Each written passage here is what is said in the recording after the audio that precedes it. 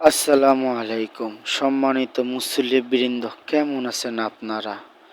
আমি আপনাদের ইমাম সাহেব বলতেছি, যিনি কোরবানির আগে প্রতি জুমায় আপনাদেরকে কোরবানির ফজিলত সম্পর্কে বহুত গুরুত্বপূর্ণ বয়ান শোনায়, কিন্তু তার নিজের একটা ছাগল কোরবানি দেওয়ার মতো সামর্থ্য নাই।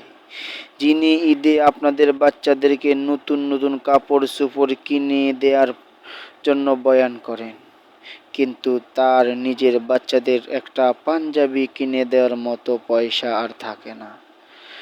সমাজের মানুষ যাকে নেতা বলে ডাকে, কিন্তু দিন শেষে যার সাথে আচরণটা করে গোলামের মতো। আমি আপনাদের সেই ইমাম সাহেব বলতেছি, যিনি আপনাদেরকে টাকা সঞ্চয় পরামর্শ দেন, কিন্তু মাস গেলে কেশিয়ারের দিকে নিদারুণ কষ্ট লইয়া চাইয়া থাকেন।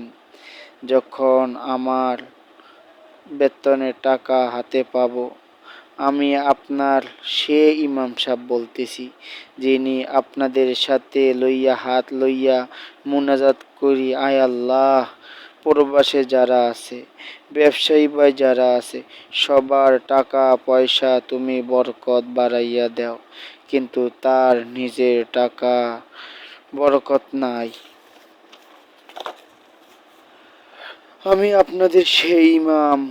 ঈদের নামাজ শেষে আপনারা হাসি মুখে কোলাকুলি করতে করতে বাড়ির দিকে চইলা যান, আর আমি আমার হুজরা যাইয়া চিন্তা করতে থাকি, আমি যখন বাড়িতে যাব, আমার ছেলেরা যখন আইসা আমার হাত পা ধইরা বলবে যে বাবা, আমার সালামি কোথায়, তখন আমি তাদেরকে কি জবাব দিব?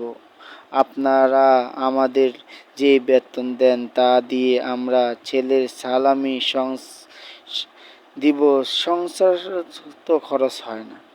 যে এই যে সংস্কারের দেশে কত কিছু সংস্কার হইতেছে, কর্মচারীদের বেতনের সংস্কার, রেল সংস্কার, বাস সংস্কার, রিস্কাওয়ালারও সংস্কার হইল। এই যে গ্রামে অঞ্চলে ৩,০০০ টাকা বেতনে পাওয়া ইমাম সাহেবের সংস্কার আদৌ কি কোনো সরকার করেছে বা কোনো মুসল্লি করেছে? তাদের এই সংস্কার কারা করবে? তাদের দিকে কে চাবে?